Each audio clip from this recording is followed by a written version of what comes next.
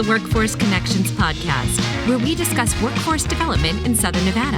Here's your host. Hi, and welcome to the WC podcast, where we explore workforce development issues in Southern Nevada. Today, we have a very special guest. She is a member of the Workforce Connections Board and also the administrator of the Employment Services Division of DETR. Lynda Parven, welcome to the podcast. Thank you. Good morning. Good morning. So tell me what you think about this new studio. I think this is super cool, all the equipment that you have, and it looks wonderful. It's just also such a great way to get information out to a large group of audiences. Yeah, and I think that's what we're doing. We appreciate that you came because our first round of interviews are all with our Workforce Connections board members and our LEO Consortium members, because we want everybody to know each other a little bit better. As you know, we always have new members too. It's a great way to introduce the new board members to the existing members. But I want to start by talking about what's on everybody's mind, the pandemic. It's changed our world really in many ways. And I know that over the last 18 or more months, you and your team at DETR have been just swamped with many issues, UI not being the least of them. So I'd like for you to tell us, I've been on many calls with you about how difficult those months were, but maybe give us an idea in your own words of how difficult it was, how challenging it was for you and your team to navigate the challenges that brought. Well, thank you for the opportunity to share this. I think my team works super hard. I'm super proud of them. Many of them worked 60 to 70 hours a week, every week, all through for over a year. And unemployment insurance is a complicated system. It's not easy to learn. All of our staff, those working on workforce as well as our regular unemployment staff, all had to learn new programs, and everyone got switched over to unemployment. And it was difficult, not only the work that had to be done, but people were desperate. So the calls that they were taking and the people they were talking to were really hurting. And that's hard to do every day for 60, 70 hours a week. So we're still working very hard. There's still a backlog, and we're still working on that. But the team really came through, and they've done everything they possibly could to help people. I am a first row witness to that. I know that, I've seen how you and your team reacted to very real challenging cases because the system wasn't perfect. It was a very imperfect system that was old. And again, who would have expected what we saw? But yes, I agree. And now that your team is exiting, or if you will, transitioning out of the worst days. Again, it's not over, as you said, but the good news is that the Job Connects are back open. And so we're going to start working together on helping people get back to work. And so what are some of the challenges that perhaps you see now ahead of you in the next few weeks and months as your team transitions from that emergency crisis mode to maybe back to a new normal? Yes, we did a soft opening October 1st of the JobConnect offices. So we haven't really put that out in the press yet, just because we were concerned there are no unemployment insurance offices in the state. And we were concerned that people would come there with their unemployment problems and we wouldn't be able to help them. So we'll get to where we can open it up more broadly and announce that to the public. But right now, we're really focusing. Over half of the staff in workforce are new since the pandemic. So they've never done workforce services. So to imagine having 65% about of your staff have never done these services at all. So they're learning, and they're learning with people who are in a situation where they're the more difficult to serve. They're not working, and they've been out of work for quite some time. We're also trying to serve people in person and virtually. For those people who are worried about their health and having health concerns still with the pandemic, we're trying to serve both ways, similarly to your folks, And then there are still lots of employers looking for employees, and there are unfortunately about 50,000 jobs our Research and Analysis Bureau predicts are not coming back. So helping people understand that getting retraining is really valuable to them right now is mainly our goal. And Lynda, you're so right. Part of our challenge is moving forward is that many jobs aren't coming back, and so people will be transitioning to new jobs. So that means new skill acquisition. And it's interesting that it's not just the people we serve, as you said, it's even within our teams that are the skill acquisition need is there, and we have new members on those Job Connect teams.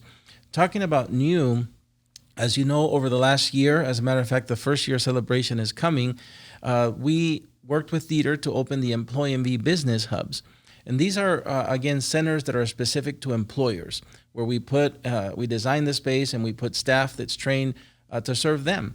And we are lucky because our largest chamber of commerce here in the Valley, the Vegas Chamber, whose CEO is on our board, Mary Beth Sewell, she invited us into her chamber down there in Symphony Park and said, I want to host this One Stop for Employers. And so we have one there.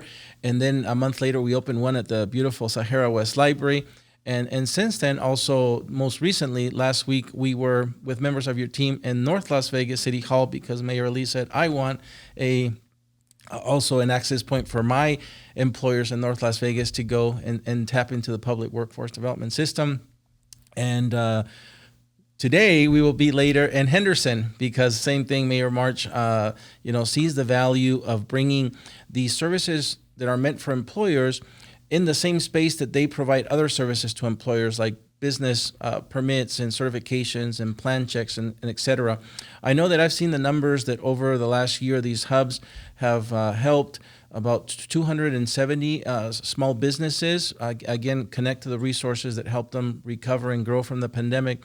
But tell me about perhaps your thoughts on that, even though it's been difficult to serve employers because they've been struggling, and even though they wanted to be open, there was no business for a long time to be had, and there was capacity restrictions. I mean, challenge after challenge. But tell me what you think about, at least in its first year, the fact that we're working closer together to serve businesses, and also what do you see in the future for these business hubs?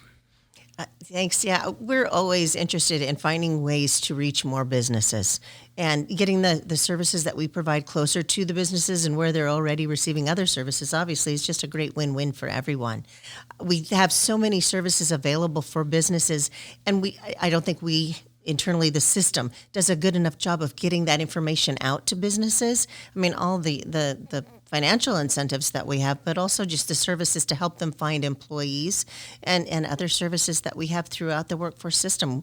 I think this is just an opportunity for us to have, more spotlight shown on the services for businesses. I agree. And Lynda, we, of course, your team and our team, we work together because and we're always trying to find also ways to, as you said, make that message more accessible, because a lot of times it is a PDF document that is hard to find. So we've made videos together, animated videos to show the employer. Number one, we can help you with talent recruitment at no cost. And a lot of times a small business owner wears many hats and is spending time recruiting talent when we can do that for them. But then when they hire an eligible person, they get an incentive that is triggered 30, 60, 90, 120 days up to $2,000. They also can qualify for on-the-job training through Silver State Works or our programs. And that can add up very quickly to, $10,000. And if you have two employees, that can be $20,000. That's a lot of money for a small business. So thank you for partnering with us there at the hubs. I wanted to ask you also, in the time, this is not the first time you've been on our board. You've been on our board before. I am very, I think, happy and proud that on our partnership with DETR and how we work together on many levels. And I'm also proud of the work that the board has accomplished, thanks to board members like you that support the staff, that tell us just a few months ago, you helped us out understand a little better how we can provide training to youth. That it's not always, at least right now, it didn't have to be on the ETPL for youth. And so again, it's things like that help the staff, and we have board members like you that are always helping us with the work. And so in that regard, what has been perhaps in this second or in this last time around as a board member, your most, the thing you've enjoyed the most, I guess, about being back on the board? Well, and I think you actually just hit the nail on the head. For me, this opportunity on the board this time is a little bit different, and I feel like there's been more opportunities to collaborate and to provide that kind of assistance. I mean, I'm participating in some of the projects like the Chef Jeff project, the CCSD Behavioral School project. I mean, just being able to offer some of our resources, whether that be knowledge of what's allowable and what's not, or actual financial resources, has just been really rewarding. And I'm hoping to be able to do that more often and provide more services to our job seekers and our students here in Nevada. And we hope so too, Lynda. We're looking forward to years ahead of us where we will continue to collaborate the way we have. And all of it is, at the end, we collaborate. When we collaborate well, it helps the people we serve. As you said, it's at the end of the day, it's not about us. It's about the services that we provide to people who need them, whether they be job seekers or small businesses that are looking for employees. So my last question for you would be, again, looking forward to these next few years ahead of us, what are maybe one or two things that you want to see us accomplish together? Well, I think working on the business services and getting that word more out to employers and having more employers take advantage of the opportunities. I mean, we don't talk about the tax credit opportunities that they have, but we also could probably do a better job getting our OJT programs more knowledge, our WEX programs for students, the work experience for students. That would be great if we could get employers that wanted to come in and help participate and teach our youth how to act on the job, things that they might not learn in school that they could learn on the job. Also for new employees, whether they're youth or adults. Some people haven't been in the workforce for a long time, and employers could really help out the workforce by giving that experience to people who are new. I agree with you, and I'm going to, I think, take action on that, on the WEXs, which means work experience. And so we have on the website for the Employee MV Business Hubs, which is www.employeemvbusinesshub.org, we have a new resource guide, a digital resource guide that really talks about those different things. So you can click on it and it tells you what a work experience is, or WEX as we call it, what an on-the-job training is, or OJT as we call it. And so I'm going to get with the staff to see if we can, how we can work with you to really increase the participation of employers, because not only, as you said, would they benefit from having new employees and the incentives that we have to help them acquire those new employees, but also they would benefit from, I think, from helping us prepare the future workforce, those youth or those adults who need that experience before they advance in their career. So thank you, Lynda, for being with us here today on this episode. Do you have any final thoughts as we depart? No, thank you for the opportunity. I think all the new things that Workforce Connections is doing is just wonderful, and this ability to reach more audiences is super. Great. Well, we thank you for being here today, Lynda. Thank you. And thank you for being on our board. Thank you. So that's it for today's episode, and we look forward to seeing you in the next one. Until then, stay safe.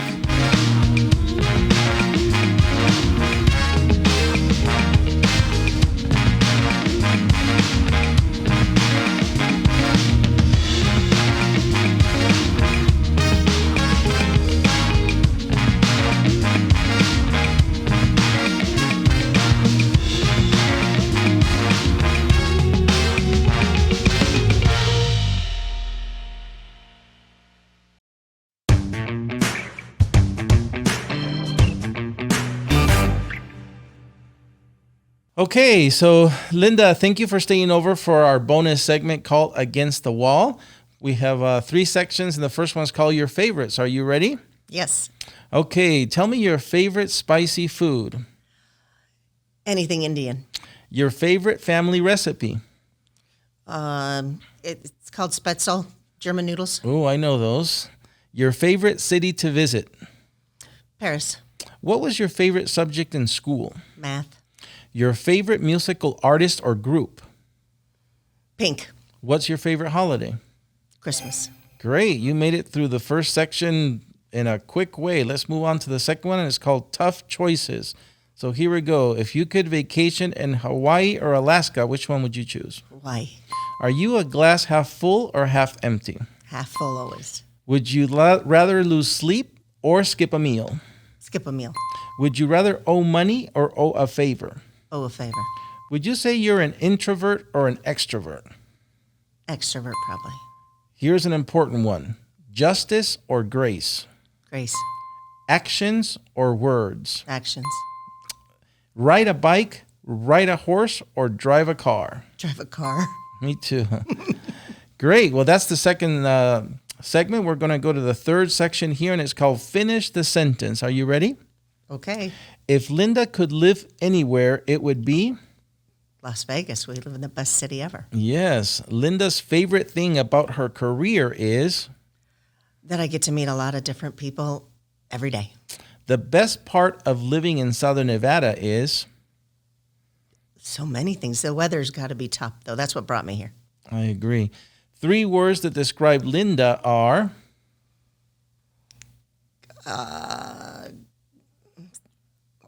Organized, personable, and family-oriented. I agree. If Lynda could travel back in time, it would be? I would say the 50s. That looked like a fun time. Yeah, like Greece. Yeah. And the final question, Lynda, doing the WC podcast today was? Oh, fun. Great. Well, thank you for staying over for our bonus segment, Lynda. Thank you.